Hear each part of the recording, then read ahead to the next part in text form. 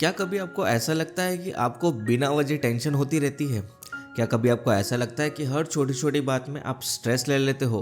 अगर हाँ, तो आपको जनरलाइज्ड एंजाइटी डिसऑर्डर यानी कि जीएडी हो सकता है। इस वीडियो में हम डिटेल में जानने की कोशिश करेंगे कि जीएडी होता क्या है, कैसे होता है और उसको मैनेज कैसे करें। इस वीडियो को बिना स्किप किए एंड तक देखिए। और चलिए कुछ नया जानते हैं ह्यूमन ब्रेन के बारे में। तो पहले ये समझते हैं कि जीएडी होता क्या है। जीएडी में आपको दिन भर 24 घंटे स्ट्रेस होता रहता है, वरीज होती रहती है, ओवर थिंक करते रहते हैं। हर छोटी बात पे, हर ट्रिवियल थिंक में आपको स्ट्रेस होता है, चाहे वो फाइनेंस के रिलेटेड हो, चाहे वो फैमिली के रिलेटेड हो, चाहे वो आपकी जॉब के रिलेटेड हो, चाहे वो हेल्थ के रिलेटेड हो। आपका दिमाग कंटिन्यूसली उस ओवरड्राइव मोड में ही रहता है।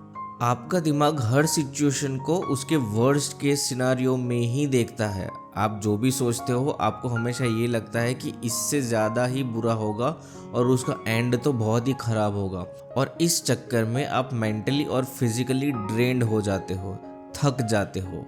अगर आप इस वीडियो से अब तक रिलेट कर रहे हो तो आपको भी कहीं ना कहीं जनरलाइज एंजाइटी डिसऑर्डर के सिम्टम्स हो सकते हैं। तो आइए जानते हैं कि जनरलाइज एंजाइटी डिसऑर्डर के सिम्टम्स होते क्या हैं। जीएडी के सिम्टम्स को आसान भाषा में समझने के लिए इसको हम दो पार्ट में डिवाइड करते हैं।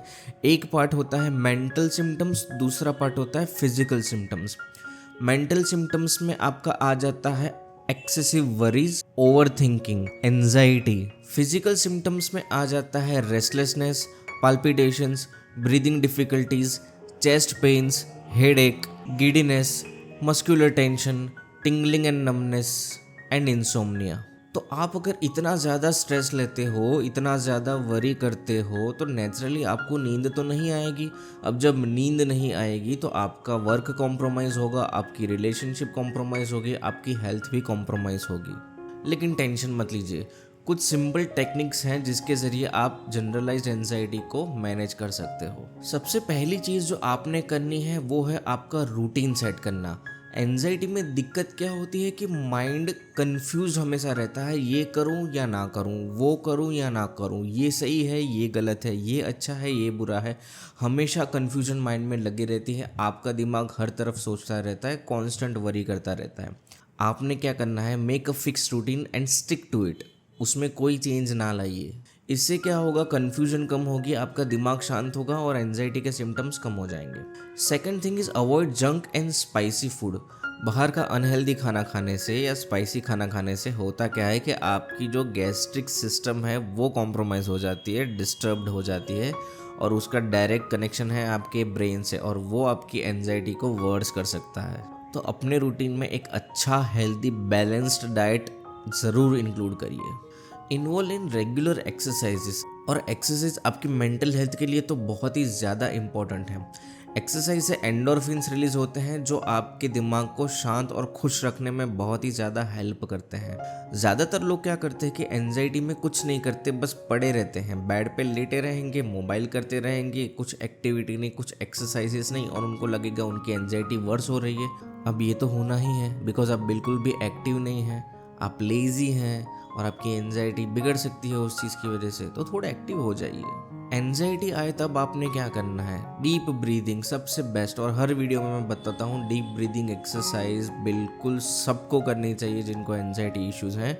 वो इमीडिएट रिजल्ट आपको देती है। डीप ब्रीदिंग इंस्टेंटली आपकी एंजाइटी को क्योर करती है। You can also try mindfulness exercises like meditation. Meditation भी बहुत अच्छा रिजल्ट देता है एंजाइटी में। और आजकल के टाइम में सबसे इम्पोर्टेंट चीज़ है कौन सा कंटेंट आप कंज्यूम कर रहे हो। आपके माइंड की जो खुराक है वो किस तरह की जा रही है। कुछ लोगों को क्राइम पेट्रोल देखने का शौक़ होता है, कुछ लोगों को ऐसे मार धाड़ वाली चीज़ देखने का शौक़ होता है, कुछ लोगों को नेगेटिव चीज़ें देखने का शौक़ होता है, कुछ लोगों को माइंडफुलनेस, पॉजिटिव, काम, रिलैक्सिंग चीज़ें देखने का शौक़ होता है, कुछ लोगों को कॉमेडी चीज़ें देखने का शौक़ होता है। आपको कौन सी चीज़ हेल्प करती है, आपको कौन सी चीज़ परेशान करती है, कैसा कंटेंट आप कंज्यूम करते हो, अपने आप से पूछिए। और ऐसा कंटेंट लीजिए कि जहां आपको लगे कि इससे मेरे माइंड को रिलैक्सेशन मिल रहा है, इससे मुझे चीज़ें सीखने का मौका मिल रहा है। और अगर ऐसा कोई कंटेंट आप कंज्यूम करना चाहते ही हो तो इस चैनल को तो सब्सक्राइब करो। दोस्तों कुछ कुछ केसेस ऐसे होते हैं कि जहाँ सेल्फ हेल्प स्ट्रेटजीज काम नहीं करती।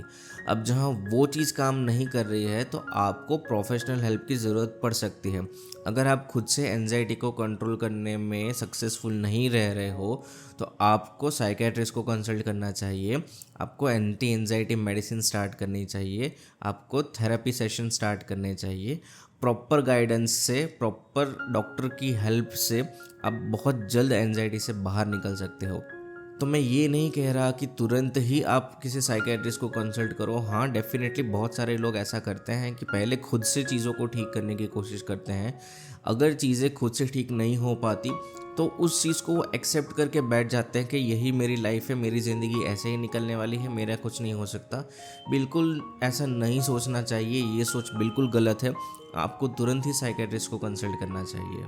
सो अगर आप में से कोई या आपके फ्रेंड या फैमिली मेम्बर्स में से कोई भी जीएडी से सफ़र कर रहा है तो उनको कहिए हेल्प इज़ ऑलवेज अवेलेबल। ये बीमारी ठीक हो सकती है विथ हेल्प ऑफ प्रोफेशनल्स। अगर आपको आज का वीडियो पसंद आया हो तो make sure you like, share and subscribe to my channel. मिलते हैं अगले वीडियो में, तब तक के लिए take care of your mental health.